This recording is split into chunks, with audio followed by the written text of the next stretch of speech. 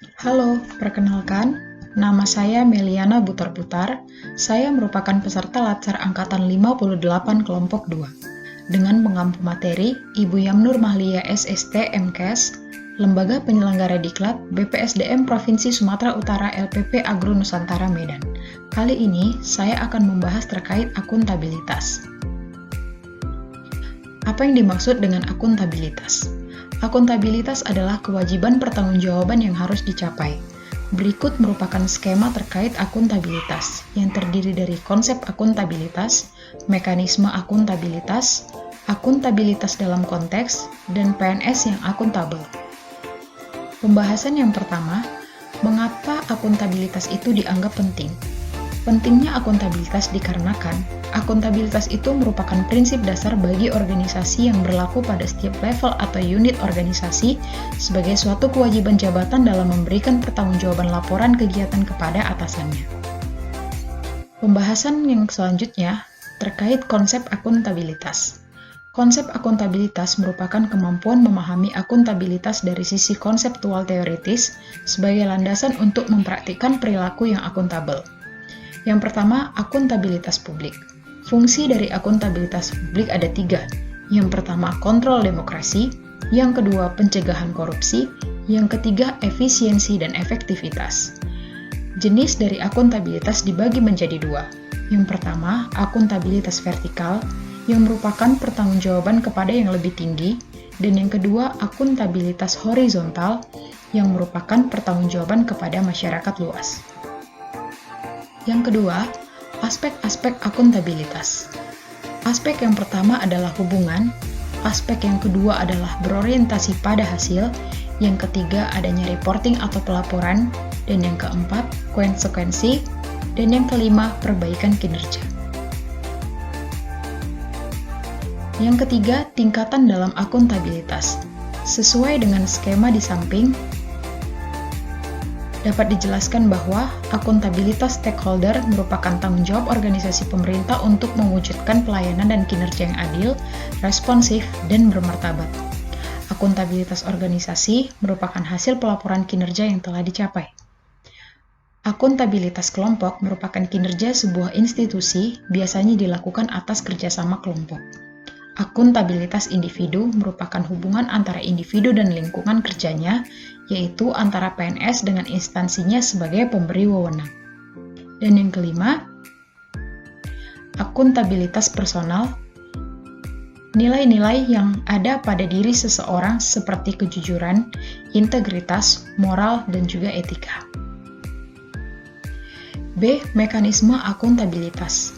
Yang dimaksud dengan mekanisme akuntabilitas adalah kemampuan memahami mekanisme, logika, dan operasionalisasi dari akuntabilitas guna membangun terciptanya sistem dan lingkungan organisasi yang akuntabel. Yang pertama, dimensi akuntabilitas. Dimensi akuntabilitas dibagi menjadi 4. Yang pertama, akuntabilitas kejujuran dan hukum. Yang kedua, akuntabilitas proses. Yang ketiga, akuntabilitas program. Dan yang keempat, akuntabilitas kebijakan. Yang kedua, alat akuntabilitas, yang dibagi menjadi 3. Yang pertama, perencanaan strategis. Perencanaan strategis ini terdiri dari RPJP, RPJM, RKP, Renstra, dan juga SKP. Dan yang kedua adalah kontrak kerja, serta yang ketiga adalah laporan kinerja. Yang ketiga, nilai-nilai dasar yang terkandung di dalam akuntabilitas dibagi menjadi 9 poin.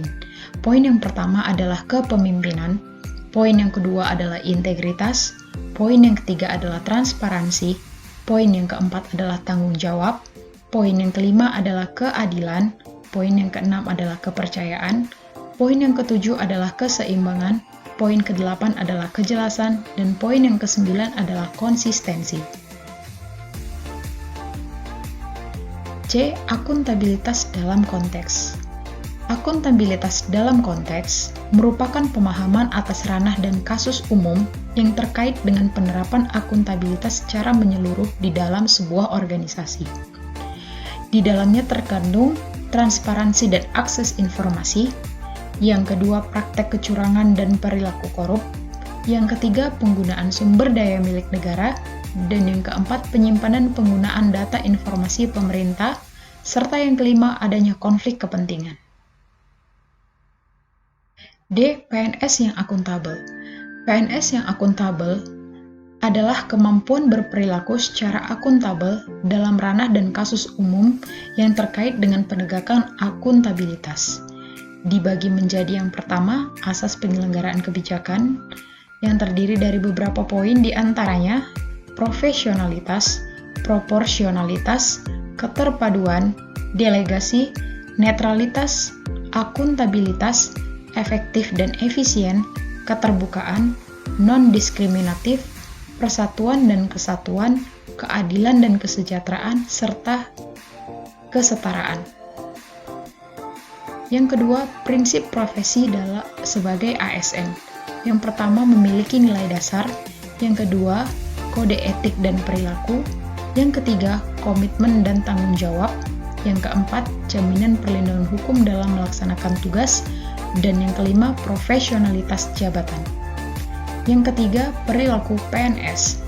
Perilaku PNS harus sesuai dengan kode etik, berperilaku terkait transparansi, perilaku tidak curang dan koruptif, bertanggung jawab terhadap penggunaan sumber daya negara, dan berperilaku tidak berkaitan dengan konflik kepentingan.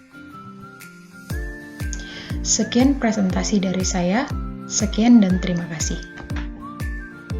Berikut merupakan implementasi nilai-nilai akuntabilitas pada unit kerja dalam menjalankan tugas pokok dan fungsi sehari-hari.